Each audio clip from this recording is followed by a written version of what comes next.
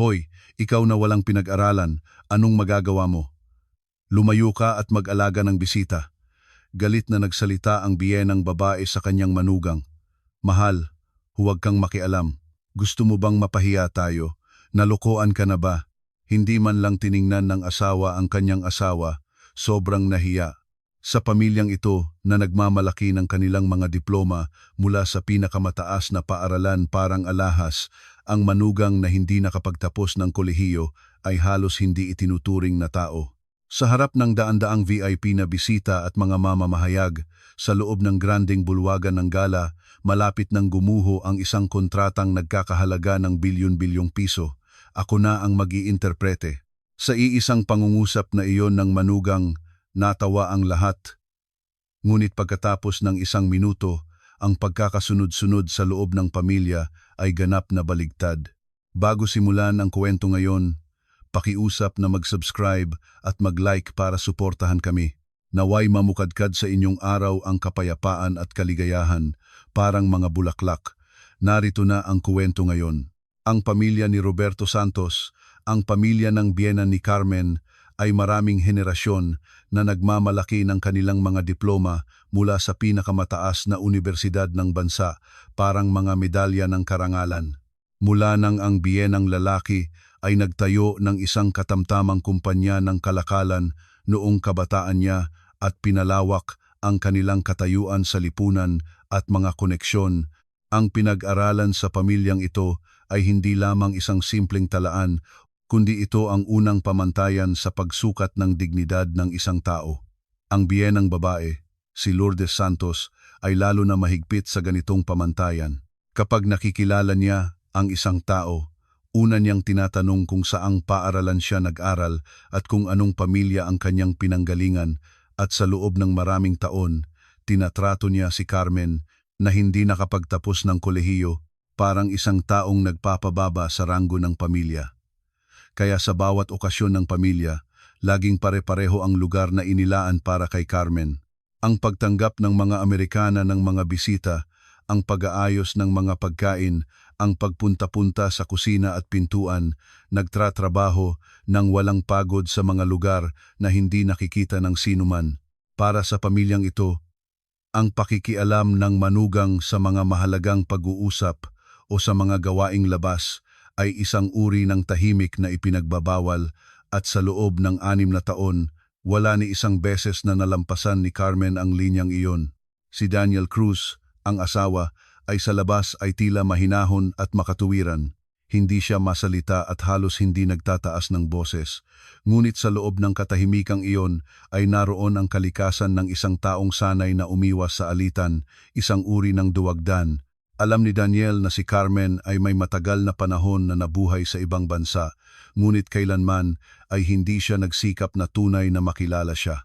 Sa gitna ng mga magulang at kapatid na nagmula sa mga kilalang paaralan, mas komportable at mas kapakipakinabang para sa kanya na hayaang manatili ang kanyang asawa bilang isang tahimik at maamo na manugang. May panahon si Carmen na wala pa ring nakakaalam. Noong bata pa siya, ang kanyang ama ay isang taong nagtatrabaho sa pangangalakal sa ibang bansa, at lumaki si Carmen na palaging sumusunod sa kanyang ama, magpalipat-lipat ng Pilipinas at ibang bansa.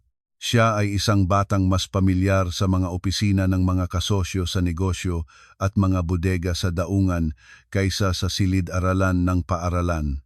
Ang wika ay hindi niya natutunan sa aklat, kundi inaaral niya ito sa katawan para mabuhay, at katabi ang kanyang ama habang tinatanggap ang mga mamimili at sinusulat ang mga numero sa mga kontrata, natural na niyang natamo ang praktikal na kaalaman. Ngunit hindi matagal ang panahong iyon. Pagkatapos nilang bumalik sa Pilipinas, ang ama ay nagbigay ng garantiya sa isang kakilala at ang pamilya ay gumiba sa isang araw. Ang ama na nagkasakit pa, ang mga batang kapatid, lahat ng pasaning ito ay bumagsak sa mga balikat ng 18 sa taong gulang na Carmen. Kahit hawak ang liham ng pagpasok sa universidad, kailangan ni Carmen na pumili ng pagkita ng pera para sa ikabubuhay kaysa sa bayad sa matrikula. Hindi dahil hindi siya marunong na pinabayaan niya ang kolehiyo para iligtas ang pamilya, Kusa niyang tinigil ang landas na iyon, ngunit pagkatapos ng kasal, ang pamilya ng biyenan ay ayaw man lang malaman ang dahilan. Hinusgahan nila si Carmen, batay lamang sa resulta na hindi siya nakapagtapos ng kolehiyo at patuloy na itinulak siya sa mas tahimik na lugar, sa mas hindi nakikitang sulok. Nang taglagas na iyon, isang malaking okasyon ang nakatakda sa kumpanya ng pamilya ng biyenan para ipagdiwang ang ika-13 anibersaryo ng pagkakatatag. Magkakaroon ng malaking seremonya ng kasunduan kasama ang malalaking dayuhang kasosyo sa negosyo sa Grand Ballroom ng isang Hotel Deluxe sa Maynila. Hindi ito isang simpleng seremonyang kontrata. Ito ay isang okasyon na inanyayahan ang mga personalidad mula sa politika at negosyo, media, mga alumni ng universidad at mga kinatawan ng mga kasosyo, kaya para sa pamilya ng biyenan, ito ay parang isang entablado para ipakita ang kanilang kapangyarihan. Isang linggo bago ang okasyon, nagsimulang magbigay ng detalyadong mga tagubilin si Lourdes kay Carmen. Ang pagsusuri ng mga kasuotan ng mga VIP, pagkumpirma ng linya sa bulwagan, pagsasaayos ng mga upuan, pagtanggap sa mga bisita, lahat ng ito ay mga gawaing nasa likod ng entablado. Carmen, malinaw ang iyong dapat gawin. Kapag dumating ang mga bisita, tanggapin ang kanilang mga Amerikana sa pintuan, ayusin ang mga regalo, at huwag kang lumabas o makipag-usap sa mga dayuhang bisita. Naiintindihan mo ba? Malambot ang boses ni Lourdes, ngunit sa loob ng mga salitang iyon ay malinaw ang determinasyon na tiyaking nakakapit ng mabuti ang lugar ng manugang. Yumukod si Carmen at sumagot na naiintindihan niya. Sa loob ng 6 na taon, ito ang pinakamaliit niyang boses, ang boses na pamilyar na. Si Miguel, ang bayaw, ay nagboluntaryong maging responsable sa pagpapatupad ng okasyong ito. Ipinagmamalaki ang kanyang karanasan sa pag-aaral sa Amerika, nagpuri-puri siya na hahawakan niya ang lahat, mula sa order ng handaan kasama ang mga dayuhang bisita hanggang sa mga material ng presentasyon, at sa harapan ng pamilya, walang humpay niyang sinabi na siya ang taong magpapakita ng antas ng pamilyang nakatayo sa mataas na paaralan. Kuya, ipagkatiwala mo ito sa akin ngayon, mula sa pagtanggap sa mga buyer hanggang sa presentasyon. Inayos ko na ang lahat. Bawat beses na magsalita si Miguel ng may kumpiyansa, nagliwanag ang mata ni Lourdes ng pagmamalaki at ang tingin ay natural na dumudulas kay Carmen at nagdadala ng bigat ng paghahambing. Alam ni Carmen ang mga titig na iyon, ngunit walang pagbabago ng ekspresyon, ay tumingin lamang sa listahan ng paghahanda sa kanyang kamay. Isang araw, habang abala ang paghahanda, habang inayos ni Carmen ang listahan ng mga kalahok sa gala at mga dokumento ng transaksyon, natapat ang kanyang mga mata sa mga dokumento ng praktikal na trabaho sa panig ng dayuhang buyer. Ilang mga ekspresyon sa pagsasalin ay hindi maayos, at ang mga marka ng dami ay tila may maliliit na pagkakamali. Natigil sandali ang kanyang mga daliri, ngunit dahil may hiwalay na propesyonal na koponan ng mga interpreter at mga nagtatrabaho, nagpasya siyang walang dahilan para makialam at tahimik na inilapat ang mga dokumento. Nang gabing iyon, nagtipon ang pamilya ng biyenan para sa huling pagkumpirma ng linya ng okasyon. Muling tinutukoy ni Lourdes ang lugar ni Carmen. Sa loob ng pintuan ng bulwagan, ayusin ang mga Amerikana ng mga VIP at ang mga regalo, iyon ang lugar ko. Huwag kang lumingon sa ibang direksyon. Hindi nagpakita ng anumang reaksyon si Daniel sa mga salitang iyon. Walang isang salitang nagtatanggol sa asawa, walang kahit isang titig, untitikoy lamang ng ulo. Hindi iyon kasunduan, ito ay ugali. At matagal nang alam ni Carmen kung gaano kalalim ang inilubog sa kanya ng ugaling iyon. Pagkatapos umalis ang pamilya, naglakad si Carmen ng mag-isa sa pasilyo ng hotel. Sa puwang ng pintuan ng bulwagan ay nakita niya ang malaking chandelier at ang entabladong may mahabang pulang karpet at logo ng kumpanya. Matagal niyang pinagmasdan ang espasyong ikikinang ng ilaw bago ilayo ang kanyang tingin. Parang muling kinukumpirma niya na ang entabladong iyon ay matagal nang naging mundo na walang kaugnayan sa kanya, itiniklop ang paghahanda sa kanyang kamay at inilagay sa loob ng bag. Nang gabing iyon, Pagkauwi ni Carmen, kinuha niya mula sa pinakamalalim na sulok ng aparador ang isang lumang kahon ng mga dokumento na matagal na niyang itinago. Sa loob ng kahon na may manipis na alikabok ay naroon ang mga business card ng mga dayuhang buyer noong panahon ng kumpanya ng kanyang ama at mga mabilis na tala ng kontrata. Nang dahan-dahang hinipo ng kanyang mga daliri ang mga titik sa mga papel na nanilaw na, naramdaman niya na may isang bagay na dahan-dahang gumalaw sa isang sulok ng kanyang puso. Isang napakaliit at tahimik na pagyanig na ang mundong matagal na niyang tinagilid ay hindi pa ganap na nawala. Nang umaga ng araw ng okasyon, dumating si Carmen sa hotel bago ang mga miyembro ng pamilya ng biyenan. Kinumpirma ang posisyon ng counter ng pagtanggap sa pintuan, inayos ang mga nakaunat na dekorasyon ng bulaklak sa upuan ng VIP at isa-isang sinuri kasama ang mga empleyado kung tumutugma ba ang mga regalo sa pagkakasunod-sunod ng listahan. Ito ang palaging ginagawa niya. Trabaho na walang simula at katapusan na hindi nakikita ng sinuman. Inakala niya na ganoon din siya ngayon. Ngunit 2 oras bago ang pagbubukas, may dumating na agarang mensahe sa pamamagitan ng mga tauhan ng hotel. Ito ay balita na ang iskidul ng dayuhang buyer ay pinaaga kaysa plano at halos sabay-sabay. May ulat ding dumating na ang nakatalagang interpreter ay nasangkot sa aksidente sa daan at hindi makakarating sa venue. Ang maringal na entablado ng pamilya ng biyenan na sa labas ay tila perpekto ay tahimik na nagsimulang lumabas ang mga bitak bago pa man dumating ang unang bisita. Nang mabalitaan ang ulat na iyon sa silid ng paghahanda, ang hangin sa loob ay biglang bumaligtad. Si Miguel, na nagboluntaryo bilang overall in charge, ay nagsimulang lumakad-lakad sa pagitan ng silid ng paghahanda at ng pasilyo ng hotel habang nakakapit ang telepono sa kanyang tainga. Nagpadala siya ng magkakasunod na mensahe sa mga ahensya ng panlabas na interpreter, ngunit walang sinuman sa buong Maynila na makapagbibigay agad ng interpreter para sa mataas na antas na kasunduan tuwing hapon ng Sabado. Ang mukha ni Miguel, na hanggang 1 oras na ang nakalipas ay puno ng kumpiyansa, ay naging mapula na ngayon, at ang mga daliri na nagpapalipat-lipat ng mga material ng presentasyon at mga buod sa Ingles ay kaunting nanginginig. Nagtipo ng mga opisyal para mabilis na talakayin ang mga alternatibo, ngunit ang lahat ng magagawa nila ay ang ideyang magtayo ng empleyado na medyo marunong ng Ingles. Ngunit ang buyer na ito ay hindi isang katayuan na maaaring lampasan ng iilan lamang na formal na pagbati.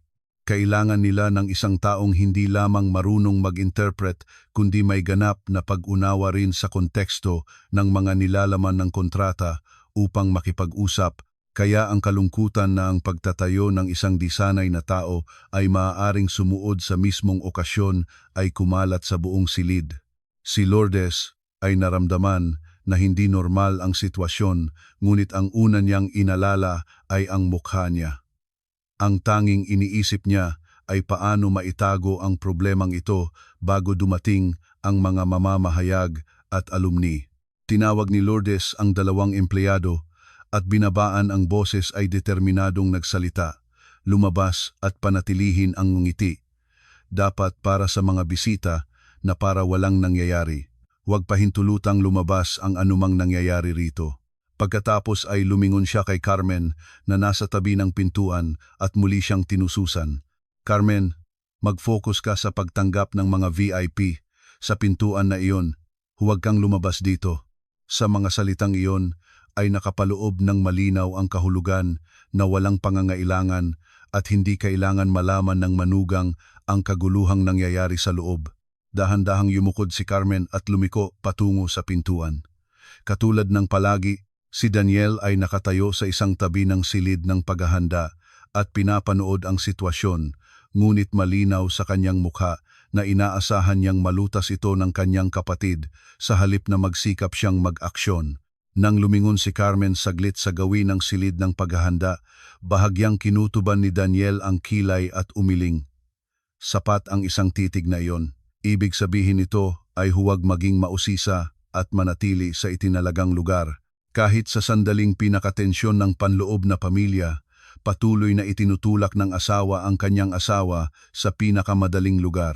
Nakatayo si Carmen sa harap ng counter ng pintuan na nagpapanukala na inaayos ang listahan ng imbitasyon habang walang malasakit na nakikinig sa mga pag-uusap na dumadaan mula sa loob ng silid ng paghahanda. May salitang dumaan sa pasilyo na ang buyer ay nag-iisip na gumawa ng mga praktikal na tanong at pagkumpirma ng dokumento, hindi lamang simpleng pagbati, at sa sandaling iyon, huminto ang mga daliri ni Carmen sa ibabaw ng listahan.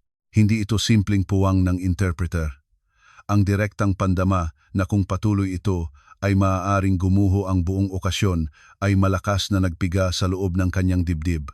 Pagkatapos ng maikling pag-aalangan, sa wakas ay binuksan ni Carmen ang pintuan ng silid ng paghahanda at pumasok, at sa pinakamahinahon at malinaw na boses nagsalita siya. Parang may ilang bahagi ng mga material na isinaling hindi maayos ang mga ekspresyon. Kung magtatanong ang buyer tungkol sa dokumento, maaaring magkaroon ng problema. Sabay na lumingon ang mga mata sa silid kay Carmen. Ngunit sa mga titig na iyon ay walang interes o pasasalamat. Si Miguel, na ang mga ugat ay nasa kasukdulan na, ay hinawakan ang mukha ng tila walang pagkakataon ang manugang na maunawaan ang realidad ng okasyon at hinarangan ang salita ni Carmen. Bahagyang itinaas ang isang sulok ng labi at sa boses na may halong paghamak ay nagsalita siya. Ate Carmen, hindi iyon ang iniisip namin ngayon. Ang mga dokumento ay sinuri na ng mga eksperto. Baka mas mabuting lumabas ka na at gawin mo ang iyong trabaho. Lumingon na rin ang mga opisyal sa paligid at hindi nila tinanggap ang salita ni Carmen bilang mahalagang impormasyon. Sa sandaling iyon, malapit na lumapit si Lourdes sa manugang. Malambot ang boses, ngunit malinaw ang presyur sa loob nito. Carmen, huwag kang manghangang magsalita at tumahimik ka. Darating na ang mahahalagang bisita at kung makikialam ka sa ganitong okasyon, magiging mas komplikado ang lahat. Ang dalawang babae sa lipunan na kasama ni Lourdes ay tila sumasang-ayon din sa salita ni Lourdes nang tumango at hindi nila itinago ang ekspresyon na tila ang manugang ay labis na nakikialam sa mga sentral na bagay. Hindi na nagsalita pa si Carmen. Hinayaan niyang maging tahimik ang kanyang mga labi at humakbang pabalik. Ngunit habang humihakbang pabalik, hindi pa rin inalis ni Carmen ang kanyang mga mata mula sa kopya ng kasunduan na nakalatag sa mesa ng silid ng paghahanda. Ang pagmamarka ng unit ng dami, ang maliliit na pagkakaiba sa mga probisyon ng responsibilidad, ilang ekspresyon na nagbago mula sa salin na nakita niya ilang araw na ang nakalipas. Lubos na alam ni Carmen kaysa kanino man ang anumang maliliit na pagkakamali na ito ay maaaring maging anong problema pagkatapos ng pagpirma. Dapat ko bang itukoy ang pangungusap na iyon ngayon din? Hindi, pinabayaan na ako. Kung makikialam pa ako uli, mas malaking paggalit na lamang ang babalik. Dalawang pag-iisip ang nagbanggaan sa kanyang isipan, ngunit sa huli ay walang sinabi si Carmen, ibinaba ang mga dokumento sa lugar nito at bumalik sa gawin ng pintuan. Sa harap ng pangunahing pintuan ng hotel, sunod-sunod na ang mga magarang sasakyan at mga sasakyan ng pahayagan na humihinto. Ang mga VIP na may maayos na bihis ay nagsimulang pumasok kasunod ng pulang karpet at ang mga kamera ng mga mamamahayag ay nang ilaw ng shutter sa magkabilang panig ng pintuan. Pinanatili ng mga miyembro ng pamilya ng biyenan ang perpektong mukha na may mapagpaliwanag ng ngiti at may dignidad na pagbati. Ngunit sa likod ng ngiting iyon, sa loob ng silid ng paghahanda, ang nakamamatay na butas ng kawalan ng interpreter ay hindi pa rin napupuno at ang kabalisa ay patuloy na lumalaki. Si Carmen ay tumatanggap ng mga Amerikana ng mga bisita, nag-aakay ng mga upuan at sa labas ay parang nakatuon lamang siya sa kanyang papel.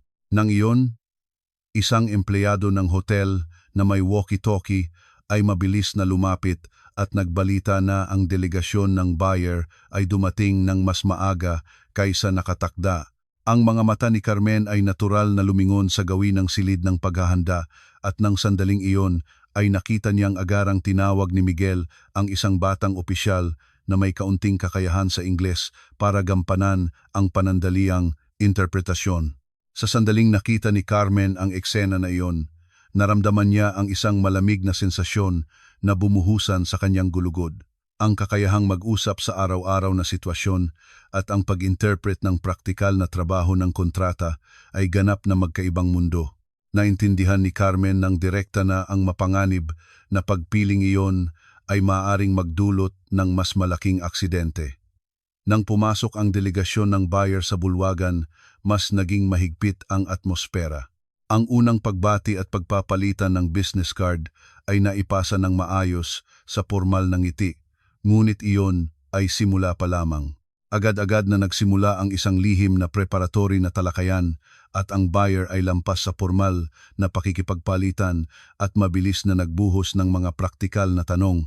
Ang batang opisyal na lumabas para maging panandaliang interpreter ay naging walang kulay ang mukha mula sa unang tanong. Nagbukas ang bibig, ngunit ang mga pangungusap ay hindi nagpatuloy hanggang katapusan at biglang titigil sa gitna. Sa harap ng mabilis na Ingles na may halong teknikal na terminolohiya at mga kondisyon ng kontrata, ang kakayahan sa antas ng pang-araw-araw na pag-uusap ay ganap na walang magagawa. Ang mga mata ng kinatawan ng buyer ay dahan-dahanang naging malamig. Hindi direktang nakita ni Carmen ang eksena mula sa labas ng pasilyo ng bulwagan, ngunit ang kakaibang katahimikan na dumadaan sa puwang ng pintuan ng silid ng talakayan, ang sunod-sunod na mabilis na yabag ng paa, ang mga empleyado ng okasyon na nagpapalitan ng tingin at hindi mapanatag, lahat ng ito ay sapat na. Nararamdaman ni Carmen ng buong katawan niya na may isang bagay na seryosong gumagalaw sa loob. At pagkatapos ng maikling panahon, biglang bumukas ang pintuan ng silid ng talakayan. Ang ilang miyembro ng koponan ng Pilipinong panig na may putla-putlang mukha ay nagtapon sa pasilyo. Isang nanginig na boses ang lumabas mula sa bibig ng isa. Sinasabi ng buyer na gusto nilang suriin muli ang mga pangunahing kondisyon bago magsimula ang formal na seremonya. Sinasabi nila na hindi nila maaring umakyat sa entablado ng ganito. Sa sandaling nahulog ang mga salitang iyon sa pasilyo, sabay na nagyelo ang hangin sa loob at labas ng silid ng paghahanda. Nakatayo si Carmen sa harap ng rack ng mga Amerikana at malinaw na narinig ang pangungusap na iyon. Ang isang bagay sa loob ng kanyang dibdib ay dahan-dahang nagsimulang uminit. Naunawaan ni Carmen nang higit sa sinumang naroroon na ang maringal na seremonya ng kasunduan ay maaaring gumuho bago pa man magsimula, kasabay ng pagkawala ng mukha ng pamilya ng biyenan at ng kontrata ng kumpanya. Ang sitwasyon sa loob ng silid ay patuloy na lumalala sa pagdaan ng panahon. Ang kinatawan ng buyer ay hindi na nagtatanong pa at ang pag-uugali ng paulit-ulit na tinatakpan at binubuksan ang mga dokumento ay kahulugan na hindi pa niya makita ang dahilan para manatili sa luklukan. Sa labas ng pintuan ng silid sa pasilyo, magulo ang mga opisyal, mga sekretaryo at mga tauhan ng hotel. Walang sinuman ang makakapagbigay ng malinaw na solusyon at ang oras ay lumilipas lamang at ang mukha ni Lourdes na hanggang kamakailan ay nagpapanatili ng masayang ngiti sa harap ng mga mamamahayag ay nagsimulang sabay na lumabas ang inis at takot. Hinawakan ni Lourdes ang isang opisyal sa tabi niya at sa mababang boses ay mabilis siyang nag-utos. Kailangang gawin natin ang isang bagay. Kung masisira ang okasyong ito, matatapos ang mukha ng aming pamilya, nandoon ang mga alumni sa labas. Sa mga salitang iyon, ang opisyal ay yumukod lamang ng ulo ng may mahirap na ekspresyon at hindi nakakagawa ng alternatibo. Ang pag-aalala ni Lourdes ay mas malapit sa kahihiyan sa harap ng mga tao kaysa sa pagkabigo ng kontrata at ang pagkakasunod-sunod ng prioridad na iyon ay patunay din na hindi niya nakikita ang esensya ng krisis ngayon. Nagpapatuloy si Carmen sa pagitan ng pintuan ng bulwagan at ng pasilyo ng silid ng talakayan habang tinatanggap ang mga bisita. Ngunit ang mga piraso ng pag-uusap na dumadaan mula sa labas ay nakakaakit sa kanyang tainga. Ang tono ng mga tanong na itinapon ng buyer, ang katahimikang tila na pagod na naghihintay ng sagot, at ang mga paminsan-minsang pantig na Ingles na may halong buntong hininga. Sapat iyon para malaman ni Carmen na ang kabilang panig ay lampas na sa antas ng simpleng pag-aabala. Ang mga taong nakaupo sa loob ay nagsisimula ng tumingin sa direksyon ng pag-alis sa kontrata. Huminto si Carmen sa isang tabi ng pasilyo at nag-isip. Ito ay naglalakad sa mas mapanganib na direksyon kaysa inakala ko. Hindi lamang ang interpreter ang problema. Ang kabilang panig ay nagsisimulang paghinalaan ang aming kakayahan, mismong umintindi. Kung umaalis sila bago magsimula ang okasyon, iyon ay hindi simpleng pagkaantala kundi katapusan ng buong transaksyon. Sinamantala ni Carmen ang sandaling nabuksan ang pintuan ng silid at lumapit siya kay Miguel. Tahimik niyang sinabi na kailangang beripikahin muli ang ilang partikular na mga pangungusap ng kasunduan na noong inayos niya iyon ay may mga ekspresyon na lumabas na naiiba. Ngunit si Miguel, na nabulabog na ng pagkamahiya at galit, ay hindi man lang tumingin ng tama kay Carmen. Ate Carmen, sinabi ko na kanina ngunit hindi ngayon ang oras para sa ganoong bagay. Malaking bagay ang nangyayari sa loob. Mangyari lang ay huwag kang humarang at lumabas ka na at gawin mo ang iyong trabaho. Sa boses ni Miguel ay halong pagkabalisa at inis, at ang direksyon ng inis na iyon ay hindi ang kanyang sariling sitwasyon na nagdulot ng krisis, kundi tumpak na nakatutok kay Carmen. Walang sinuman sa mga tauhan sa paligid ang tumanggap sa salita ni Carmen bilang mahalagang impormasyon. Si Daniel sa kabila ng pasilyo ay nakita ang kanyang asawa na muling nang himasok at naging matigas ang kanyang mukha. Dahan-dahang hinawakan ang braso ni Carmen at inakay siya sa gawi ng waiting area para sa mga bisita at sa mababang boses ay nagsalita. Carmen, hindi ngayon ang tamang panahon. Kung nakikialam ka ng hindi dapat at natutuwa ang mga tao sa iyo, anong magagawa mo? Mangyari lang ay isipin mo ang mukha ng pamilya. Ang mga salitang iyon ay tumpak na tumama sa dibdib ni Carmen. Ang mukha ng pamilya, ang salitang palagi niyang naririnig sa loob ng 6 na taon. Sa sandaling lumabas pa rin ang salitang iyon sa ngayon, muling kinumpirma ni Carmen ang katotohanan na ang itinataguyod ng asawa ay hindi ang asawa, kundi ang kanyang sariling kaginhawaan. Ngunit walang sinabi si Carmen at bumalik sa waiting area para sa mga bisita. Hawak ang mga kamao ng dahan-dahan. Habang bumabak, hindi pa rin pinabayaan ng kanyang tainga ang mga tunog na dumadaan sa pasilyo. Sa maikling pag-uusap ng buyer sa loob ng silid ng talakayan, malinaw na naroon ang tinig na nagbababa ng tingin sa antas ng pag-unawa ng Pilipinong panig. Sa sandaling dumating ang mga salitang iyon sa kanyang tainga, naging malamig at matigas ang mga dulo ng mga daliri ni Carmen. Isang bagay sa loob ng kanyang dibdib ay dahan-dahang nagsimulang mag-apoy. Hindi ito galit. Ito ay determinasyong nagtatarakan ang buong katawan. Ang determinasyong hindi na dapat natahimik. Agad-agad, ipinahayag ng tagapagsalita na dumating na ang oras ng okasyon at muling tinanong kung maaari na bang magpatuloy ang programa sa entablado. Ngunit nagpasya silang hindi maaaring simulan ang formal na seremonya habang hindi pa natapos ang talakayan sa silid. Ang mga mamamahayag at VIP na nakaupo sa loob ng bulwagan ay nagsimulang mag-alingas-ngas at ang mga mata na nagtatanong kung bakit patuloy na natatapos ang schedule ay nagtutungo sa pintuan.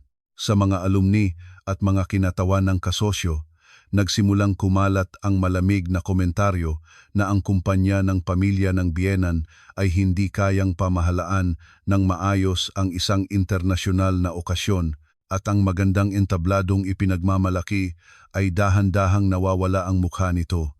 Tiyak sa sandaling iyon, tinawag ni Lourdes si Carmen. Malambot ang boses, ngunit may taglay na katangian ng isang taong sanay na mag-utos sa manugang. Carmen, magdala ka ng tsaa sa silid ng talakayan. Masama ang mood, kaya dapat nating gawing mas magaan ang loob ng mga bisita. Ito ay kahulugan na hanggang katapusan ay nais niyang gamitin ang manugang bilang mensahero. Ngunit ng pagkakataong ito, agad-agad na nakilala ni Carmen na ito ay isang pagkakataon sa halip na utos. Dinaluyan niya ang plato ng pilak sa magkabilang kamay at yumukod. at tahimik na binuksan ang pintuan ng silid ng talakayan nang walang sinuman na mapansin. Sa sandaling pumasok siya sa loob ng silid, tumigil ang hininga ni Carmen. Ito ay dahil sa harap niya ay isang eksena kung saan ang buyer at ang mga opisyal ng Pilipinong panig ay nakaupo na naghaharap ng may matalas na ekspresyon, walang tiwala sa isa't isa. Ang panandaliang interpreter na opisyal ay may pawis sa mukha at nakatingin sa mga tala sa kamay, halos hindi na makasalita. At ang kinatawan ng buyer ay nang hindi makakuha ng tamang sagot sa mga tanong, nagpapahinto-hinto na sa mga dokumento, naghahanap ng mas mabilis at mas tiyak na mga ekspresyon. Habang ibinababa ni Carmen ang mga tasa ng tsaa sa mesa, agad-agad niyang natukoy ang punto na kasalukuyang sinusuri ng kabilang panig. Hindi ito simpleng pagkumpirma ng schedule o pagbati. Ang interpretasyon ng mga probisyon ng responsibilidad, ang saklaw ng mga kondisyon, ang nagnanais na piraso ng gastos. Ito ay mga tanong na tumatagos sa puso ng kontrata at ang ilan sa mga ekspresyon ay eksakto sa pagkakaugnay sa mga kaibahan ng dokumento na napansin ni Carmen ilang araw na ang nakalipas sa silid ng paghahanda. Lumagpak ang kanyang puso. Bago umalis na hawak ang plato, sandali niyang itinaas ang kanyang mga mata at tumingin sa isang partikular na pangungusap sa kasunduan na nakapatong sa mesa. Ang pangungusap na iyon ay hindi simpleng pagkakamali sa pagsasalin. Ito ay isang panganib na nakalagay sa loob ng probisyon ng responsibilidad na nagpapatuloy kahit pagkatapos ng pagpirma at maaaring magdulot ng daan-daang milyong pisong pinsala depende sa interpretasyon. Lumabas si Carmen sa silid ng talakayan at nakatayo sa dulo ng pasilyo na malapit sa bintana at malalim na huminga. Sa labas ng bintana ay nakita ang mga ilaw ng hardin ng hotel at sa ilalim ng mga ilaw na iyon ay nakahanay ng mahaba ang mga sasakyan ng mga VIP. Tinitingnan ni Carmen ang kanyang sariling mukha sa salamin ng bintana bago niya naalaala ang isang salita na narinig niya mula sa ama niya noong bata pa siya. Carmen, alalahanin mo, ang isang linya ay maaaring magligtas ng kumpanya at ang isang numero ay maaaring sirain ang kumpanya. Ang boses ng ama sa mabilis na alaala ay tumunog sa loob ng kanyang dibdib. Ang praktikal na pandama na matagal na niyang pinigil, ang isang bagay na matagal nang natutulog ay inilalabas ng sandaling ito, patuloy siya paabante. Nararamdaman ito ni Carmen sa buong katawan. Sa pagitan nito, sa loob ng bulwagan, habang lumilipas ang oras ng pagkaantala, ang mga kamera ng mga mamamahayag ay nagsimulang lumikas mula sa entablado at tutungo sa pintuan. At ang maringal na entabladong ipinagmamalaki ng pamilya ng biyenan ay dahan-dahang nawawala ang mukha nito kada minuto. Naunawaan ni Carmen na wala na siyang mapagtatatakbuhan. Dahan-dahan niyang inilabas mula sa kanyang puso ang wikang matagal nang nakaimbak at ang praktikal na pandama. Nang iyon, muling bumukas ang pintuan ng silid ng talakayan at isang miyembro ng koponan ay lumabas sa pasilyo at sa nanginig na boses ay bumubulong. Maaring kailangan nating kanselahin mismo ang formal na seremonya ng ganito. Sa sandaling nahulog ang isang salitang iyon sa pasilyo, nagbago ang mga mata ni Carmen. Tahimik na ibinaba ang plato ng pilak sa estante ng pasilyo at nagsimulang gawin ang mga hakbang na hindi pa niya inaasahan sa kanyang sarili. Isang hakbang, isa pang hakbang, papunta sa linyang hindi pa niya nalampasan ni isang beses sa loob ng 6 na taon. Sa sandaling nakatayo si Carmen sa harap ng pintuan ng silid ng talakayan, para bang bumaba ang dugo sa kanyang mga paa. Sa loob, ang matalas na Ingles ng buyer ay mabilis na nagpapalitan at ang nanginginig na boses ng panandaliang interpreter ay lalo pang humihina. Kahit ang hangin na dumadaan sa puwang ng pintuan ay tila ramdam na pinahigpit. Kung bumalik siya ngayon, maaari siyang bumalik sa counter ng pintuan na para bang walang nangyari, sa lugar na pamilyar sa loob ng 6 na taon ng pag-aayos ng mga Amerikana at pagdadala ng mga regalo. Ngunit isang tunog ng pagsasara ng dokumento ang malinaw na narinig mula sa loob. Ang kinatawan ng buyer ay may galaw na nag-aakda na gusto na nilang tumayo. Hinawakan ni Carmen ang hawakan ng pintuan. Hanggang sandaling ito, walang sinuman ang nakakaalam na ang isang hakbang na ito ay magbabago ng buong pamilya. Ang loob ng silid ng talakayan ay mas matigas kaysa inaasahan. Sa isang panig ng mahabang mesa ay ang buyer, at sa kabilang panig ay si Miguel at dalawang opisyal, at sa sulok na upuan ay ang panandaliang interpreter na opisyal na tuyot ng pawis na ginugumok ang mga tala. Si Lourdes ay nakaupo sa dulo ng mesa, humihinto ang mga tuhod, at si Daniel ay pinaglaruan ang mga dokumento habang hindi alam kung saan ilagay ang kanyang mga mata. Ang kinatawan ng buyer ay sinusuri ang oras at inilagay ang kamay sa ibabaw ng mga dokumento, isang postura na katulad ng huling senyal na malapit na siyang umalis. Sa sandaling pumasok si Carmen sa loob ng pintuan, sabay na lumingon ang lahat. Pumitik ang mga mata ni Lourdes at dati-ratihang lumingon si Miguel, ngunit tulad ng binabaliwala ay tumingin sa mga dokumento.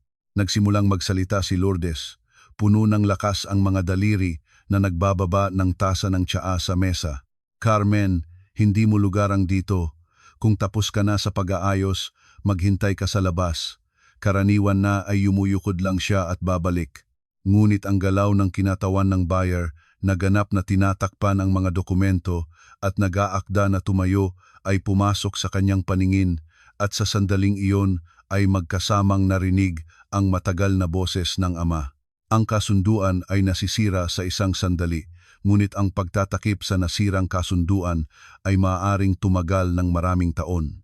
Tinanggap ni Carmen ang harapan na tingin ni Lourdes at nagbukas ng bibig. Nanginig ang boses ngunit malinaw. Nay, paumanhin, ngunit nais ko pong subukang gawin ito para bang tumigil ang oras sa loob ng silid ng talakayan. Nalaglag ng panandaliang interpreter ang ballpen sa sahig at sabay na tumingin ang buyer. Nanlaki ang mga mata ni Lourdes at hindi masara ang bibig, at si Daniel ay mula sa pagbabangon mula sa upuan ay muli pang umupo. Agad na tumugon si Miguel.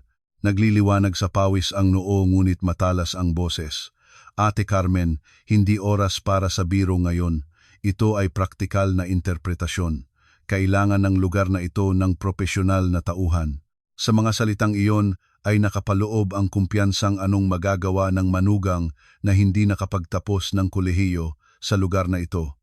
Naging busog ang dibdib ni Carmen at dahan-dahang uminit ang isang bagay. Hindi ito kahihiyan. Ang isang bagay na nagsumikap at naging matigas sa loob ng 6 na taon ay nagsisimula ng pumutok. Ngunit hindi nagtaas ng boses si Carmen. Sa halip, inilipat ang tingin sa mga material sa Ingles sa ibabaw ng mesa at inayos sa isipan ang huling tanong ng buyer. Ito ay isang pandama na sinanay katabi ang ama mula 15 taong gulang, at ang katawan na naaalala ay gumagalaw ng mas maaga kaysa ulo. Dahan-dahang yumukod si Carmen sa buyer at tiyak na tinukoy sa Ingles ang pangunahing punto ng huling tanong ng kabilang panig. Maikling at malinaw ang mga pangungusap. Eksakto niyang tinukoy na ang pagdududa ng kabilang panig ay hindi nasa schedule, kundi sa paraan ng responsibilidad, at natural na idinagdag ang nuance na ang Pilipinong panig ay may kamalayan sa bahaging iyon.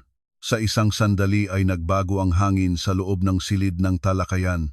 Ang kinatawan ng buyer ay hininto ang kamay na palapit na tinatakpan ang mga dokumento, at sa unang pagkakataon ay tumingin ng tama sa mukha ni Carmen. Ang kinatawan ay nagtapon ng mabilis na mga tanong sa pagsubok ng antas, at hindi huminto si Carmen.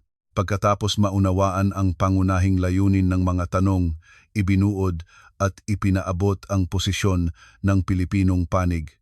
Hindi lamang simpleng paglipat ng mga salita. Nababasa niya kung saan nararamdaman ng kabilang panig ang pagkabigo at ipinaliwanag sa mga opisyal ang konteksto, at ang mga opisyal sa unang pagkakataon ay may ekspresyong naiintindihan na nila ang daloy. Ang kinatawan ng buyer ay muling lumubog sa sandalan ng upuan at binuksan ang mga dokumento. Ang taong nagnanais umalis ay muling naupo. Nakatayo si Lourdes na bahagyang bukas ang bibig at tinitingnan ang manugang. Ang mga daliri ay kaunting nanginginig sa ibabaw ng kanyang mga tuhod. Mas malala pa si Miguel.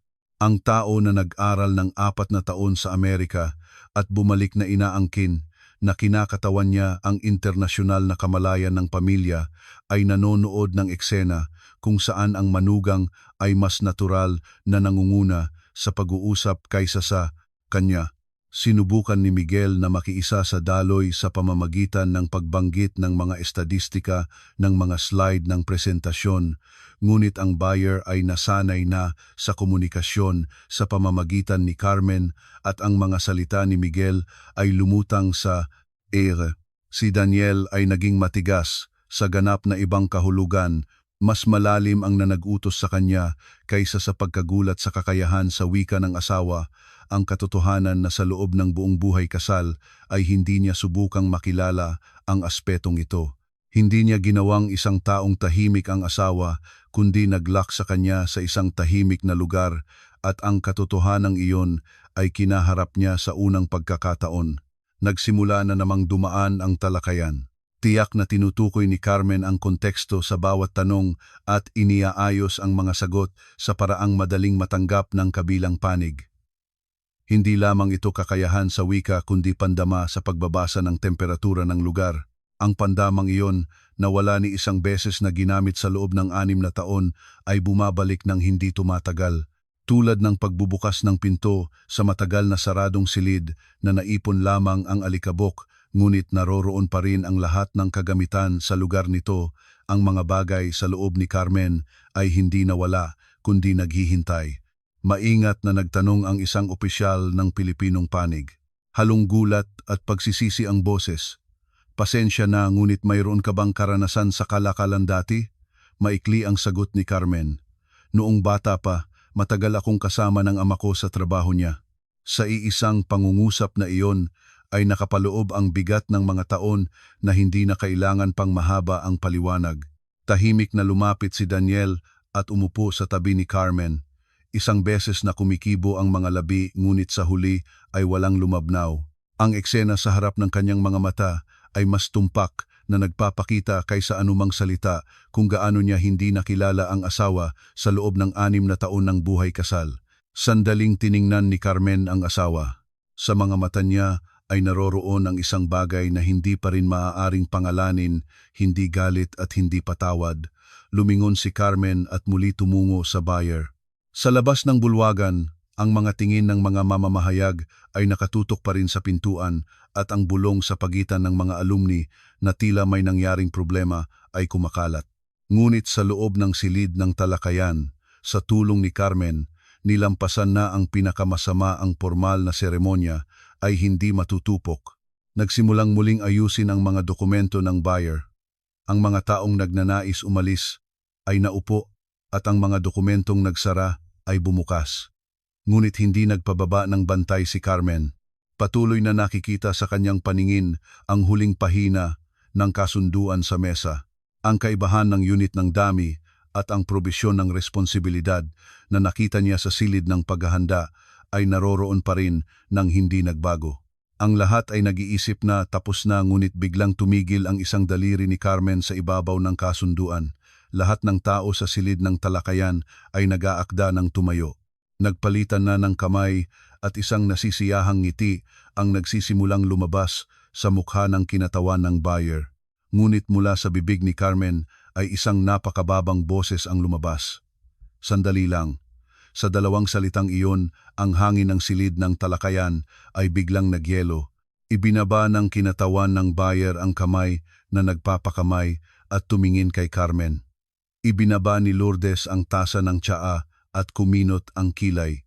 Sumandig si Miguel sa sandalan ng upuan habang isang sulok ng labi ay itinaas. Ang ekspresyong iyon ay malinaw na nagsasabing, "Anong palabas naman ito?" Dahan-dahang binuksan ni Carmen ang 5 pahina ng kasunduan. Kaunting nanginginig ang mga dulo ng kanyang mga daliri, ngunit hindi gumalaw ang mga mata. Sa ilalim ng liwanag ng fluorescent, maliwanag na kumikislap ang mga titik sa ibabaw ng papel. Binilang ni Carmen ang 3 linya ng unit ng dami at malalim na huminga. Ang boses ni Carmen ay pumuno sa silid ng talakayan. Malinaw ang pagbigkas sa Ingles at maigsi ang mga pangungusap Direkta niyang tinitingnan ang kinatawan ng buyer habang eksakto niyang tinutukoy na ang unit ng dami ay magkaibang nakasulat sa orihinal at sa salin. Sa orihinal ay nakasulat na tonelada, ngunit sa salin ay naging kilo. Ang pagkakaibang ito ay isang nakamamatay na pagkakamali na maaaring lumikha ng daan-daang milyong pisong pinsala sa aktwal na transaksyon. Biglang naging matigas ang mukha ng kinatawan ng buyer. Hinubad niya ang salamin at pinunasan ang dulo ng shirt bago muling tumingin sa mga dokumento. Ang abogado ng buyer na nakaupo sa tabi ay yumukod din at nagsimulang suriin ang parehong pahina. Sa silid ng talakayan ay maririnig lamang ang pagpalipat ng mga pahina. Biglang tumayo si Lourdes mula sa kanyang upuan.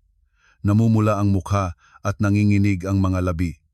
Kumatok ang ilalim ng tasa ng tsaa sa ibabaw ng mesa. Si Lourdes ay lumingon kay Carmen at sa mababang ngunit matalas na boses ay nagsalita. Carmen, nais mo bang mapahiya ang kumpanya sa lugar na ito ngayon? Anong alam mo para hawakan ang kasunduang sinuri na ng mga eksperto?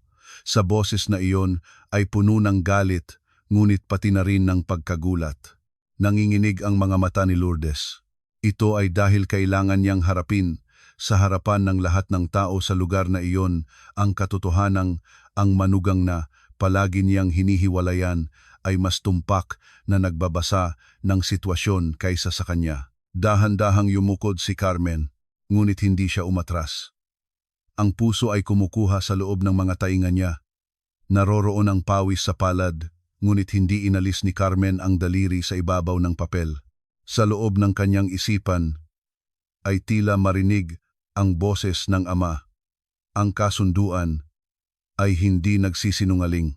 Ang numero ay mas matapat kaysa emosyon. Tuwid na tumingin si Carmen kay Lourdes at tahimik na nagbukas ng bibig.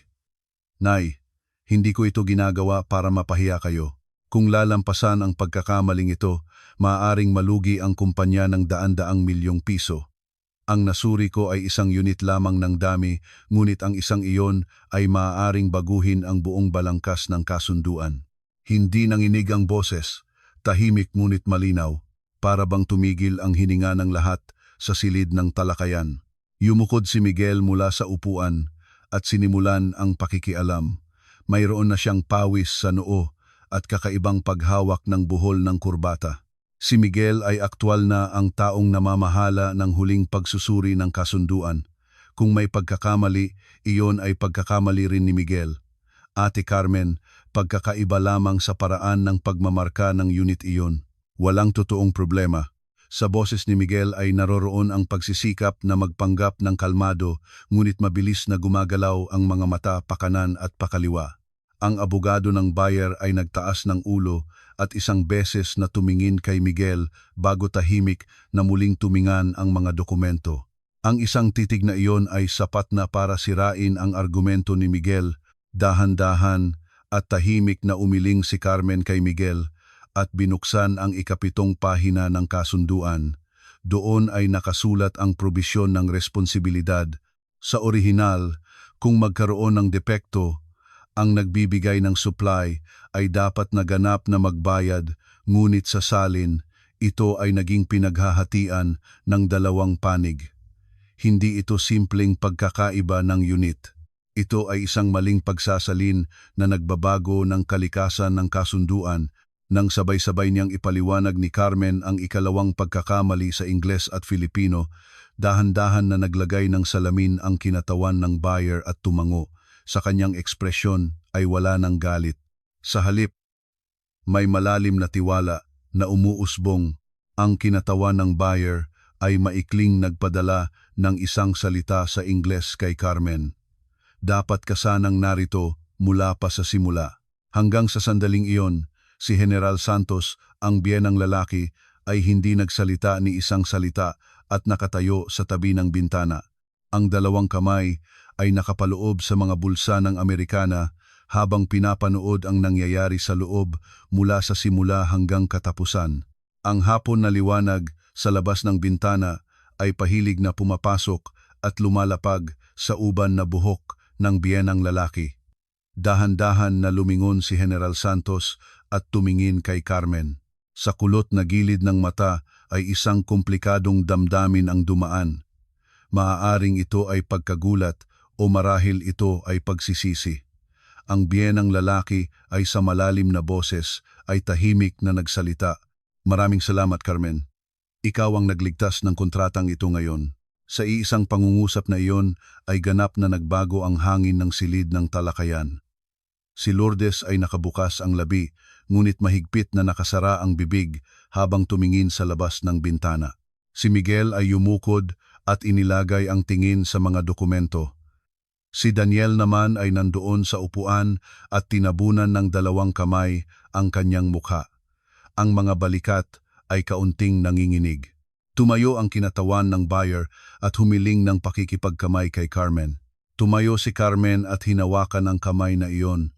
Sa sandaling pakikipagkamay, sandali na may luha sa mata ni Carmen ngunit hindi ito bumuhos. Hindi ito isang pakikipaglaban para kilalanin ng sinuman. Nais lamang niyang sabihin ang tama. Habang lumalabas sa silid ng talakayan, tumingin si Carmen sa langit sa kabila ng bintana ng pasilyo. Nakatulay ng mahaba ang sinag ng araw sa pagitan ng mga ulap. Sa pasilyo ay mahinang nananatili ang amoy ng kape at sa malayo ay maririnig ang tinig ng isang tao na nag-uusap sa telepono. Inilagay ni Carmen ang kamay sa kanyang dibdib.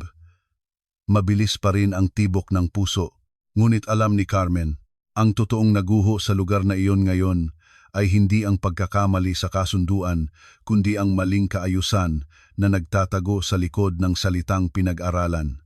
Ang halaga ng isang tao ay hindi tinutukoy ng mga titik sa diploma. Ito ay tinutukoy ng bigat ng oras ng pamumuhay. Ito ay unang naramdaman ngayon ng lahat ng tao sa silid. Ang pagbabaligtad na nagsimula sa silid ng talakayan ay naging isang agos na hindi na maitago. Sa buong malaking bulwagan na naghihintay sa formal na seremonya, kumalat ang balitang sa halip na kanselahin ang seremonya ng kasunduan, iaayos ang iskedul at magsisimula agad. Ang hangin na nagulo sa pagkabalisa ay nagsimulang muli na maging inaasam na may kasamang tensyon.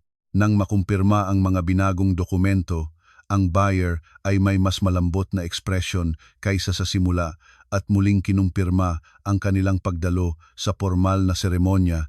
At ang kinatawan ay maikling tumango kay Carmen bilang pagpapahayag ng tiwala. Ang mga mata ng mga opisyal ng Pilipinong panig na nakita ang eksena ay nagbago. Naunawaan ng lahat na hindi na nila maaaring ituring siyang isang pangalawang tauhan. Nagsikap si Miguel na mabilis na suriin ang order ng programa ng formal na seremonya para mahanap ang isang paraan para maibalik ang kanyang mukha. Ngunit ang katotohanan ang tunay na nagpasya sa tagumpay o kabiguan ng okasyon ay hindi siya kundi ang manugang ay malinaw na nakaukit na sa mga mata ng mga opisyal at ng mga tauhan. Si Lourdes ay lumapit kay Carmen bago ang formal na seremonya at sa mababang boses ay nagsalita. Ang sulok ng labi ay nakataas, ngunit sa loob ng mga mata ay walang ngiti at sa boses ay lantarang naroon ang huling pagtatangka na itulak muli ang manugang sa hindi nakikitang lugar. Carmen, tapos na ngayon, kaya lumayo ka sa likod at akayin mo na lang ang mga bisita. Ang mga nasa unahan ay dapat ang mga miyembro ng pamilya namin.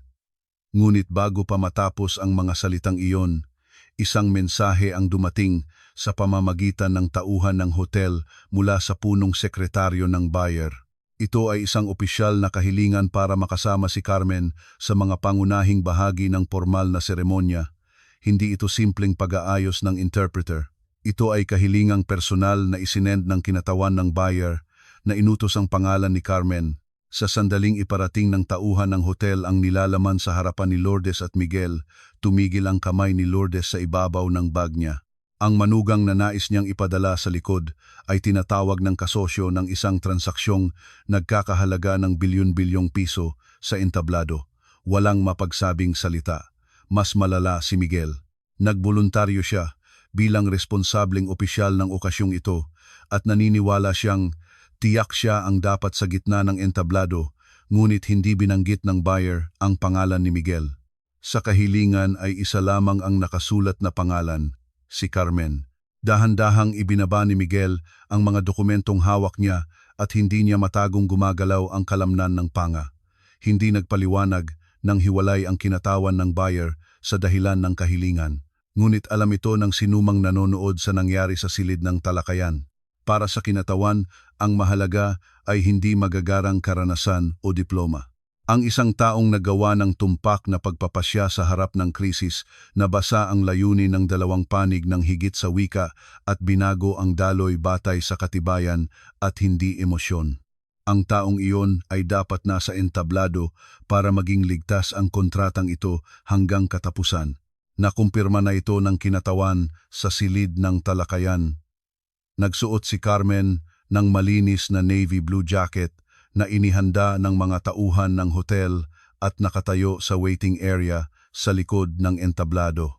Ang mga kamay na kamakailan ay nag-aayos ng mga Amerikana at mga regalo ay ngayon ay hawak ang binagong kasunduan at listahan ng programa. Kakaiba ang pakiramdam ngunit naririnig niya na bago pa man ang kaba, ang pandama sa pagbabasa ng lugar ay bumabalik na sa kanya.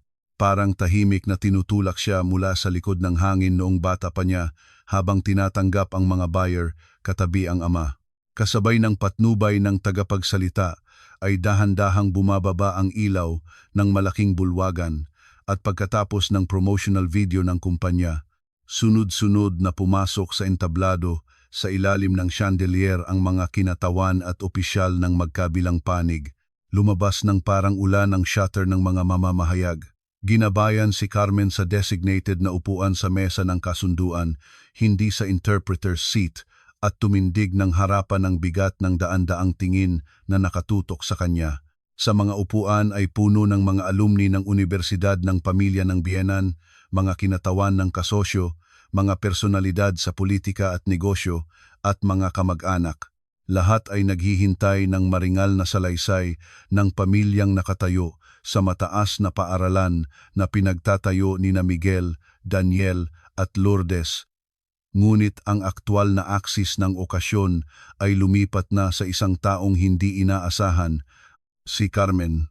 Ang eksena mismo ay kumakatawan sa tahimik na pagbabaligtad ng kapangyarihan. Nang magsimula na ang formal na seremonya, sunod-sunod na tumpak na ipinadala ni Carmen ang pambungad na talumpati ng tagapagsalita, ang welcome speech ng buyer at ang representatibong talumpati ng Pilipinong panig. Lampas sa formal na salin, ang paraan ng maayos na pagdurugtong ng nuanse at atmosfera ng mga salita ay ang papel mismo ng pagkontrol sa temperatura ng lugar, at ang mga taong nakaupo sa mga upuan ay unti-unting nagsimulang kilalanin siya bilang sentral na haligi ng okasyon. Dumating ang turn ng presentasyon ni Miguel. Malakas na nagsimula ang unang pangungusap habang inikot ang mga slide, ngunit nang bumukas ang Q&A session, biglang nagbago ang sitwasyon. Ang unang tanong ng buyer ay nasa antas ng praktikal na trabaho na lampas sa mga inihanda na estadistika, at nagsimulang huminto si Miguel habang hinahanap sa mga materyales. Sa ikalawang tanong, lumabas ang pawis sa noo at naging matigas ang paghawak ng microphone, at isang maikling katahimikan ay bumaba sa entablado. Tahimik na tumayo si Carmen.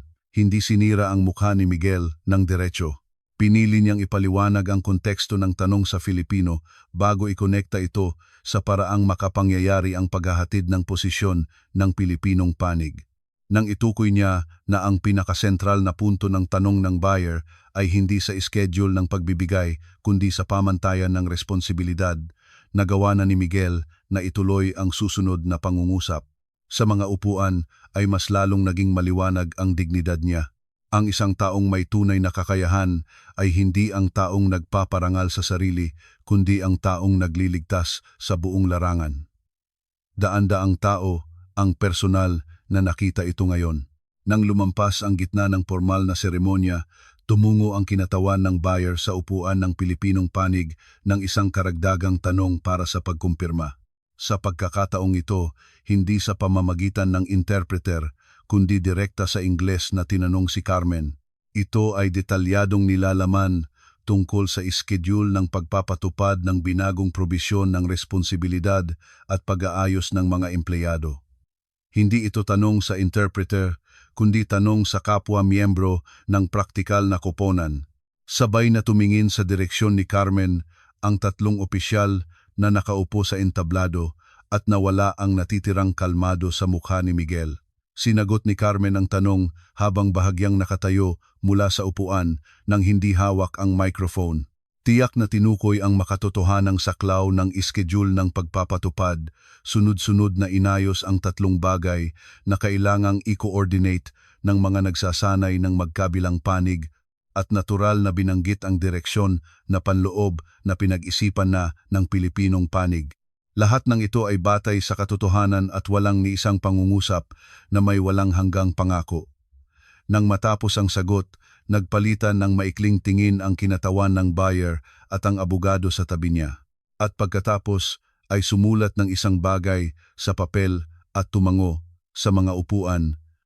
Ang mga taong nakakaunawa sa kahulugan ng eksena at mga hindi nakakapag-unawa ay nahati, ngunit alam na ng mga opisyal sa entablado.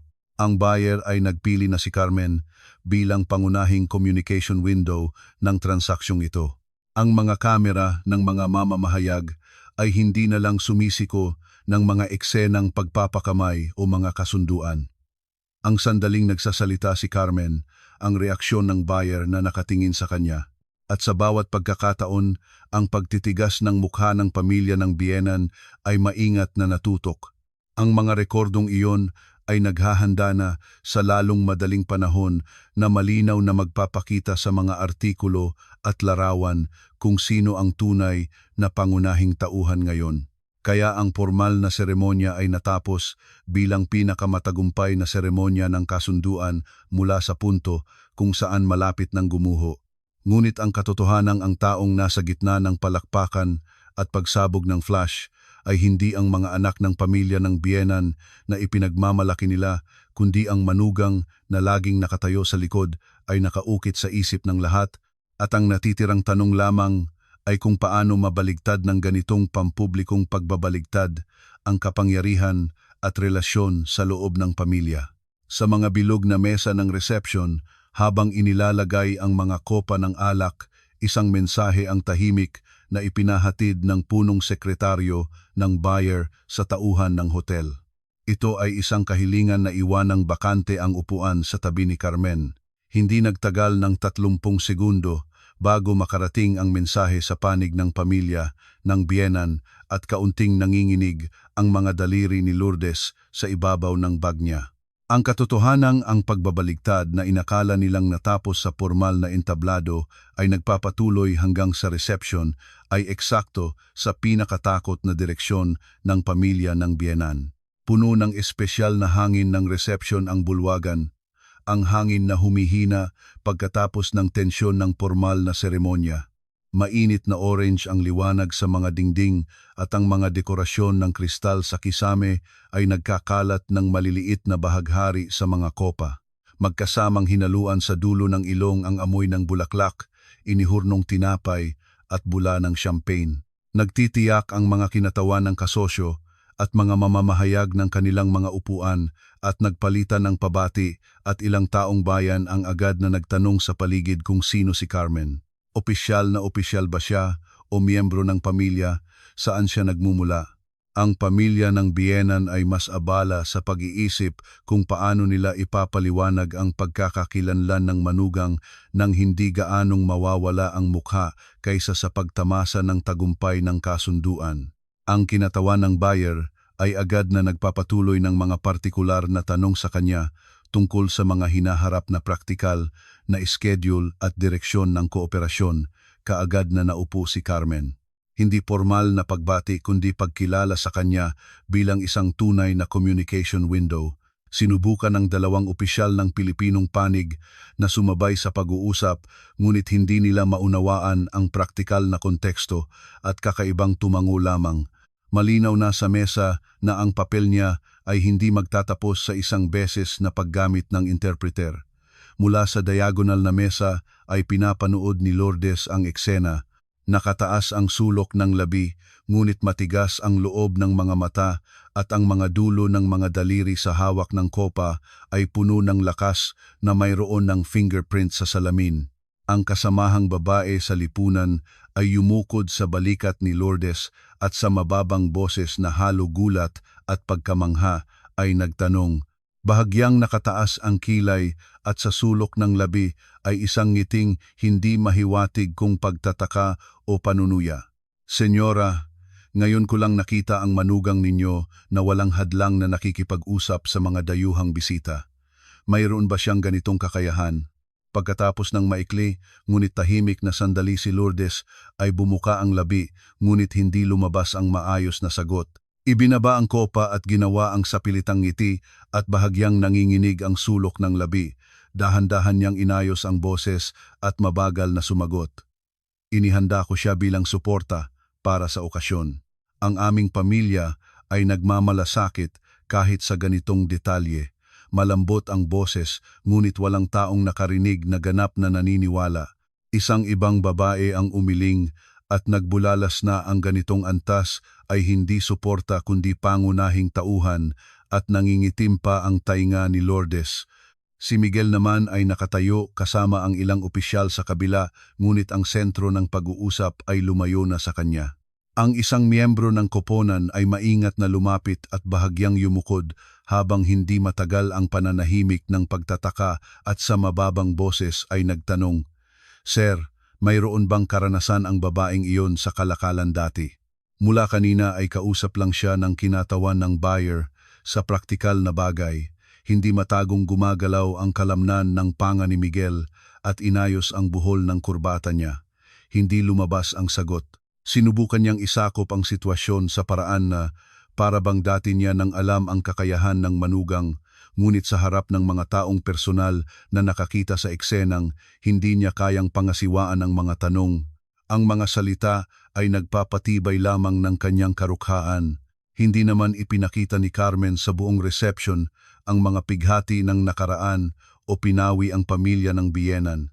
Kahit naramdaman ang pagtatangka ni Miguel na bawasan ang kanyang papel, pinili niya ang pagpapanatili ng praktikal na daloy kaysa direktang pagtutol at hindi nagpakita ng hindi kailangang emosyon habang gumagalaw ng tumpak lamang sa kinakailangang direksyon. Tiyak sa dahilang iyon ng pagpigil na ugali, ang presensya niya ay mas mabigat at mas malinaw na natira kaysa anumang kontra-atake. Sa kalagitnaan ng reception, tumayo ang kinatawan ng buyer mula sa upuan at hinawakan ang kopa ng alak. Naging tahimik ang bulwagan at tahimik na gumagalaw ang mga kandila. Dahan-dahang tiningnan ng kinatawan ang mga upuan bago tumigil ang tingin kay Carmen at sa malinaw na boses ay nagsalita. Ang pinakamalaking dahilan kung bakit natapos ng maayos ang kasunduan ngayon ay dahil sa isang taong eksakto na natukoy ang panganib ng dokumento sa mapagpasyang sandali.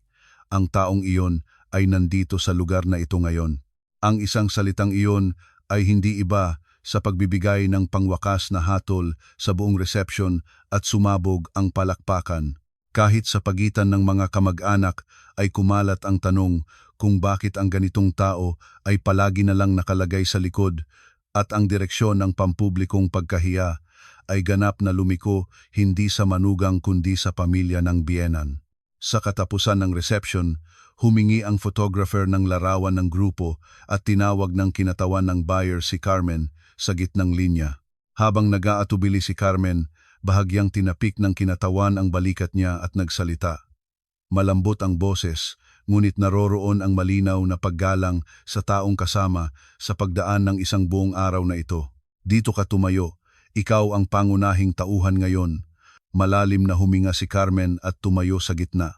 Sa sandaling sumasabog ang flash, si Lourdes ay nakatayo sa gilid na may sapilitang ngiti habang nasa parehong frame. Ang alingang iyon ng pagkakataas ng manugang sa gitna ng komemorasyong larawan habang nais sanang ilagay siya sa likod ng pintuan noong umaga ay natapos kasabay ng shutter. Pagkatapos ng pagkuha ng larawan at nang magsimulang umalis ang mga tao, mabilis na naging walang tao ang bulwagan.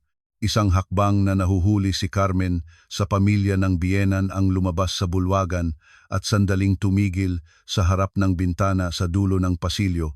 Ang himpapawid sa gabi ay nagbabago mula lila patungong asul na madilim at isang mahinang ngiti ang bumangon sa mukha niya na nakita sa salamin ng bintana. Hindi ang kakayahan sa Ingles ang naghayag ngayon. Ang tunay na halaga na natakpan ng pinag-aralan, ang lakas na hinubog ng oras ng pamumuhay ay sumahimpapawid. Nang gabing iyon, sa loob ng sasakyan sa pauwi, kamangha-manghang tahimik ang lahat. Sa lugar na ilang sandali pa lamang ay puno ng palakpakan at flash ng daan-daang tao matapos na masara ang pintuan ng kotse ay para bang biglang nawala ang lahat ng tunog, ang mababang hangin ng aircon lamang ang pumuno sa loob at ang liwanag ng mga poste sa labas ay pinalipat-lipat at sa harap at likod na upuan, paulit-ulit. Karaniwan na si Lourdes ang unang magsasalita. Maganda ang natapos ng okasyon at natural na susundan ito ng mga salita kung paano dapat kumilos ang manugang sa ganitong okasyon. Ngunit ngayon ay iba. Nakalagay si Lourdes sa harap na upuan habang hawak ang bag sa ibabaw ng tuhod at tinitingnan lamang ang labas ng bintana at si Miguel sa likod ay walang imik na tinitingnan ang screen ng telepono. Sa katahimikang iyon, sa unang pagkakataon ay naramdaman ni Carmen na kaya niya itong tiisin nang hindi nagtatangkilik ng mood ng pamilya. Nang araw na ito, ang dapat na nakatingin sa direksyon niya ay hindi siya. Nang dumating sa bahay, malamig na nag-alab ang ilaw ng pintuan at ang tunog ng paghubad ng sapatos ay patay-patay na tumunog sa sahig. Pagkatapos ng maikling kakaibang katahimikan, pumunta si Lourdes sa kusina para kunin ang tubig. Ang tunog ng pagtulo ng tubig sa baso ay narinig ng palakas. Pagkatapos ng isang higop ng tubig, ibinaba ni Lourdes ang baso sa hapagkainan at lumingon kay Carmen. Kaunting nakataas ang sulok ng labi ngunit walang ngiti sa loob ng mga mata at sa ilalim ng malambot na boses ay nakatago ang matalas na aura. Carmen, kung mayroon kang ganyang kakayahan, dapat mo nang sinabi ito ng maaga, di ba? Alam mo bang gaano nagulat ang lahat ngayon? Ang mukha ng pamilya ay ganap na nabaligtad. Hindi iyon pagkilala sa gawa ng manugang.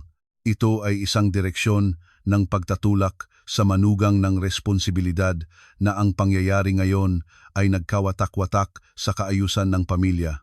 Kung dati ay si Carmen pa, yumuyukod at sasabihing humihingi ng paumanhin at lalampas. Ang pagbababa ng katawan bago ang salita ng biyenang babae ay ang paraan ng kaligtasan sa pamilyang ito sa loob ng 6 na taon. Ngunit ngayon ay iba. Nakatayo si Carmen sa kabilang panig ng hapagkainan at tahimik na tumingin sa mga mata ni Lourdes. Maayos na nakaabot ang gulugod at hindi gumagalaw ang tingin.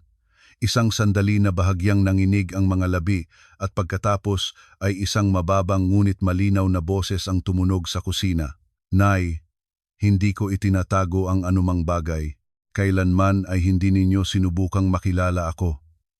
Maigsi ang pangungusap, ngunit sa isang sandali ay naging matigas ang hangin sa loob ng kusina. Tumigil ang kamay ni Lourdes sa ibabaw ng baso at bahagyang luwaki ang mga mata. Halos wala pang beses na direktang tumugon ang manugang sa anumang kawalang katarungan ng ganito. Ang Carmen ngayon ay hindi lamang nagpakita ng kakayahan, kundi nagpakita rin ng isang saloobin na hindi na siya mamumuhay ng nakaluklok. Hindi mahanap ni Lourdes ang sagot at paulit-ulit na binuhat at ibinaba ang baso bago sa wakas ay walang sinabi na lumingon patungo sa silid. Ang balikat na lumiliko ay 1 pulgada ng mas mababa kaysa karaniwan. Si Miguel na nakaupo sa sofa ng sala ay sumilip doon. Nagtatanggal ng kurbata habang nagpapanggap na nagtatawa ngunit hindi natural ang sulok ng labi. Nais niyang bawasan ang nagawa ng manugang bilang isang aksidente, ngunit alam niya na ang karamihan sa isang aksidente ay mas lalong magpapawalang saysay sa kanyang sariling katangiang may pinag-aralan.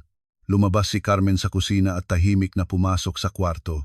Isinarado ang pinto at umupo sa dulo ng higaan, matagal na hindi makapalit ng damit. Ang sandali ng paghakbang patungo sa entablado, ang sensasyon ng pagtukoy ng pangungusap ng kasunduan, ang ekspresyon ng kinatawan ng buyer na tumango, ang palakpakan mula sa mga upuan.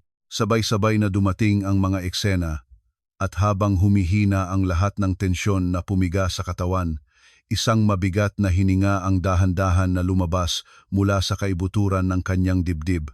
Tinanggap ni Carmen ang katotohanang ang pandama na inisip niyang nawala ay hindi aktwal na nawala kundi matagal na nakapigil. Ang oras ng pamumuhay bilang isang tahimik na tao ayon sa tingin ng pamilya ng biyenan ay hindi gumawa sa kanya na mas komportable. Ang oras na iyon ay unti-unting ginawang mas maliit na tao siya at ngayon ay sa unang pagkakataon ay nakilala niya ang katotohanang iyon. Si Lourdes ay gabi-gabi na hindi makatulog hanggang lumampas ang 11 ng gabi at sa huli ay hinahangad niya sina Daniel at Miguel nang hiwalay at nakipag-usap sa mababang boses sa maliit na kwarto. Kung paano itatakpan ang nangyayari ngayon, kung saan ilalagay ang manugang mula ngayon, kung ano ang sasabihin sa labas. Ngunit ang nangyari sa harap ng daan-daang tao sa pinakamaringal na pampublikong lugar ay hindi na maaaring ibalik sa pamamagitan ng pagtitipon ng pamilya. Si Lourdes ay alam ng mas mahusay kaysa kanino man na imposibleng ilagay muli ang manugang sa nakaraan, ngunit hindi pa rin lumalabas ang mga salita ng pagkilala.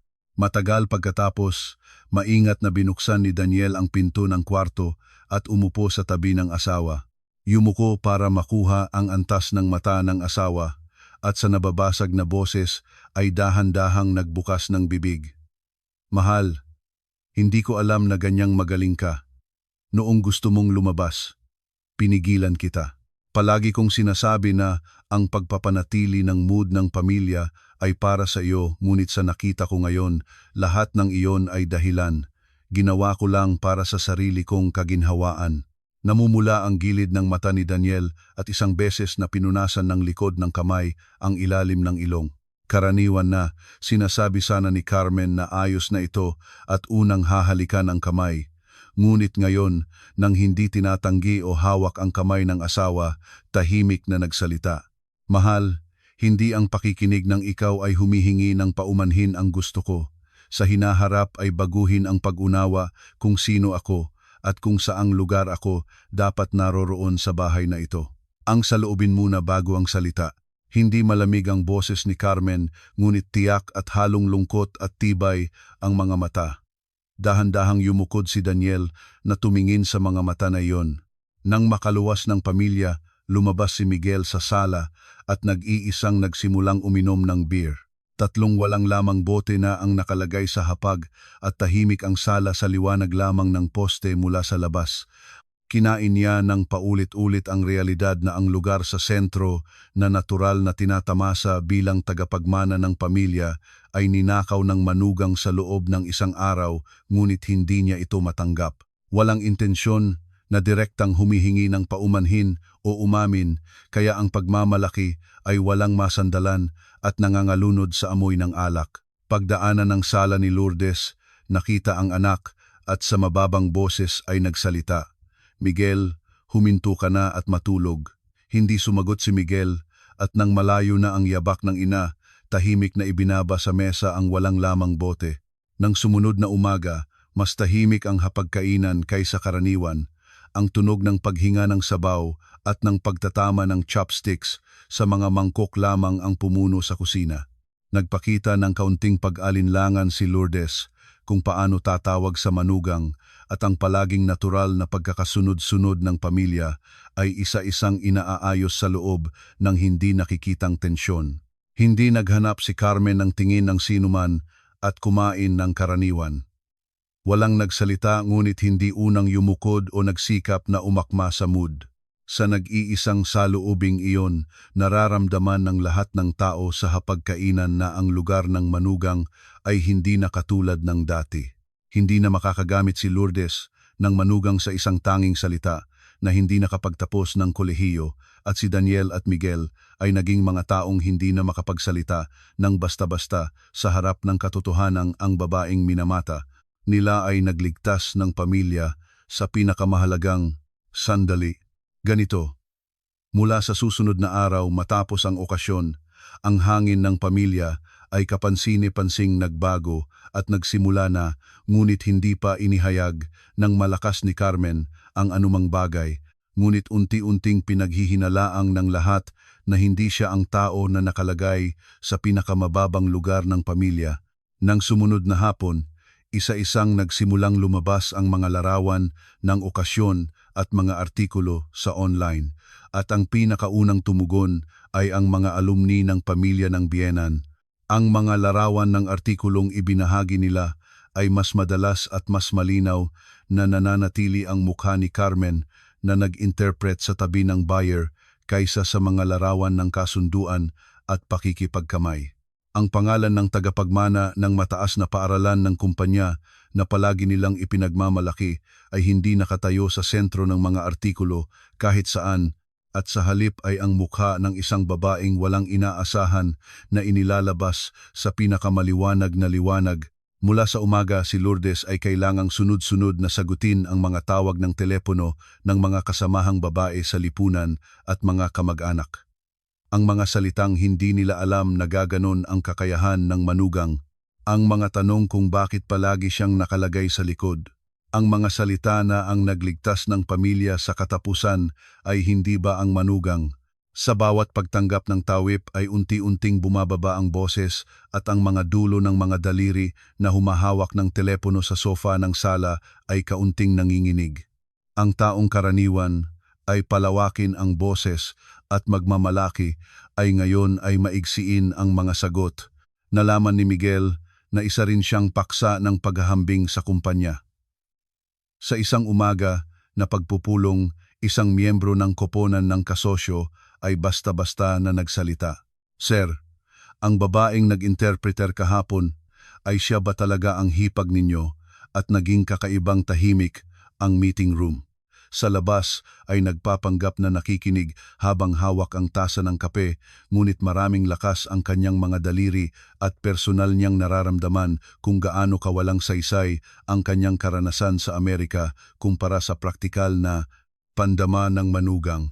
Sa oras ng tanghalian, nakita ni Miguel sa koridor ang dalawang empleyado na nagmumurmurang nakatingin sa larawan ng artikulo.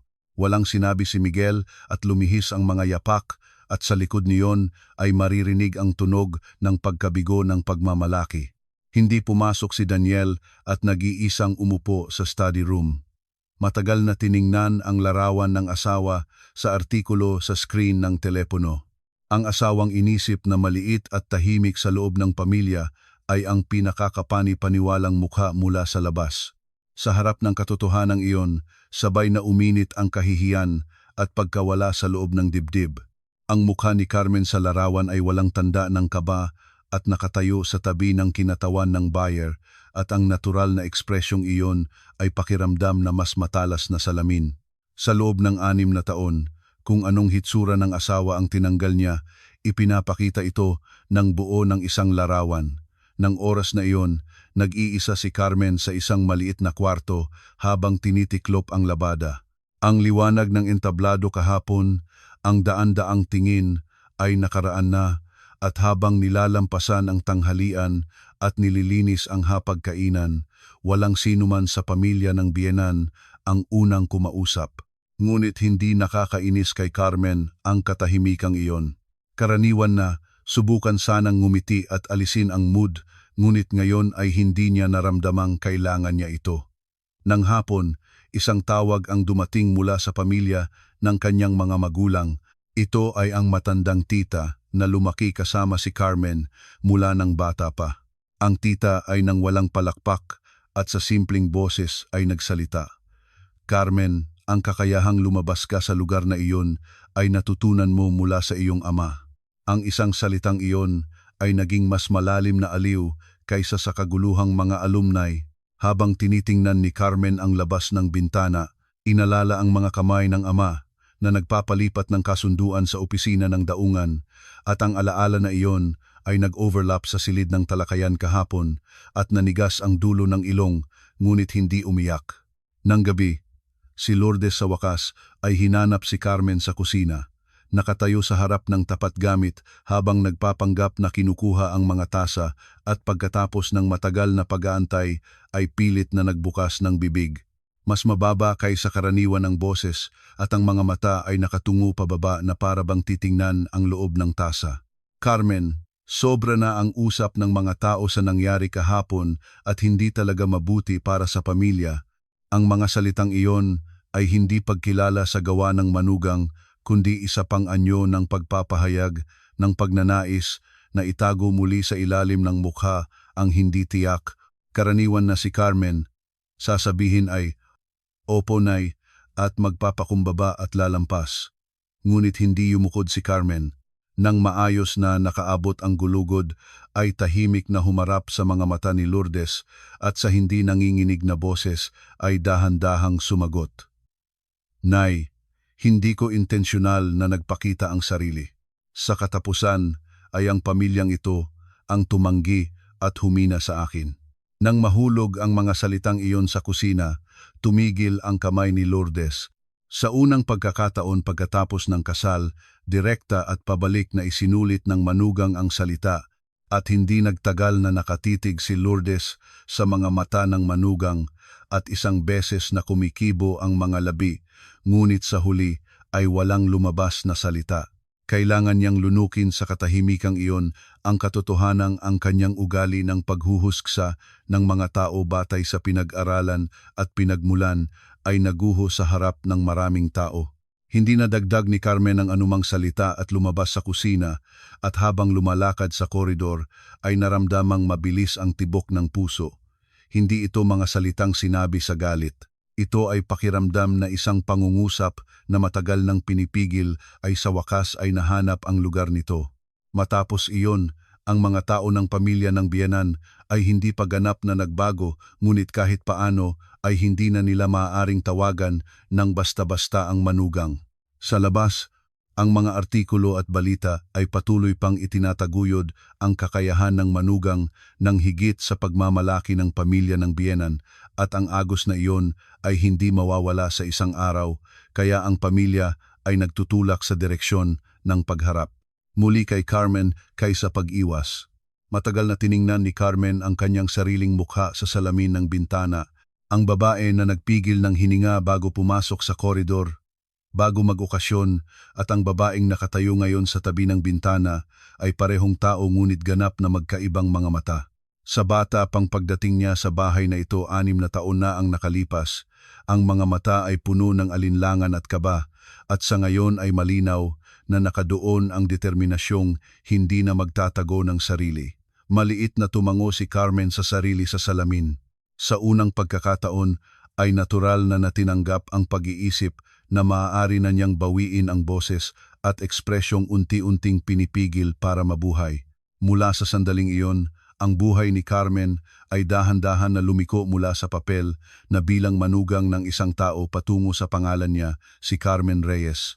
Si Daniel ay may dala pa ring nahuling pagsisisi at si Lourdes ay hindi pa naabot ang pagibaba ng pagmamalaki at si Miguel ay kailangan pang alalahanin ang kanyang mga limitasyon bawat beses na sumasalubong sila. Ngunit ang kakaibang iyon ay naging proseso rin ng patunay na si Carmen ay hindi nababalik sa nakaraang lugar. Ang dalawang pagbabaligtad sa pinakamaringal na pampublikong lugar, unang pag-aatubili at sa huling sandali ay pagbubukas ng bibig na nagpalaya sa lahat at pagkatapos ay pag-aayos ng maling nakasulat na pangungusap at numero na nagligtas ng pamilya, ay hindi lamang nagpungin sa pagmamalaki ng pinag-aralan, kundi naging simula rin ng muling pagbangon ng sariling buhay ni Carmen. At matapos ang araw na iyon, ang pinaka-nagbago sa pamilya ay hindi ang tingin ng mga tao kay Carmen, kundi ang paraan ng pagtrato ni Carmen sa kanyang sarili. Ang taong nagpasya na hindi nadadalitin ay hindi nababalik sa anino ng sinuman. Ang halaga ng isang tao ay hindi tinutukoy ng isang diploma. Kahit ang pangalan na ibinigay ng iba, kahit ang lugar na minsan ay natukoy, hindi maaaring maging lahat ng isang tao. Ang tunay na halaga ay ginagawa sa loob ng oras na hindi nakikita. Ang mga oras na sumuko, tiniis, at kahit ganoon ay hindi bitaw, ay sa huli ay nagkumpleto ng isang tao. Ang pinatunayan ni Carmen Reyes ay hindi kakayahan sa Ingles o kakayahan sa pagbabasa ng kasunduan. Ang oras na matagal ng tiniis ay hindi kailanman nagtataksil. Iyon lamang ang iyon, enyo. Kung may isa sa inyo ngayon na nagpapaliit sa sarili dahil sa tingin ng iba, sana ang kuwentong ito ay maging kaunting aliw sa inyo. Ang oras na nabuhay ninyo ay sa inyo iyon, anuman ang sinabi ng iba. Kung ang video ngayon ay nakaantig sa puso ninyo, pakiusap na mag-subscribe at mag-like at mag-iwan ng mainit na komento. Ang inyong suporta ay malaking lakas para sa amin. Ito ang kwento. Maraming salamat.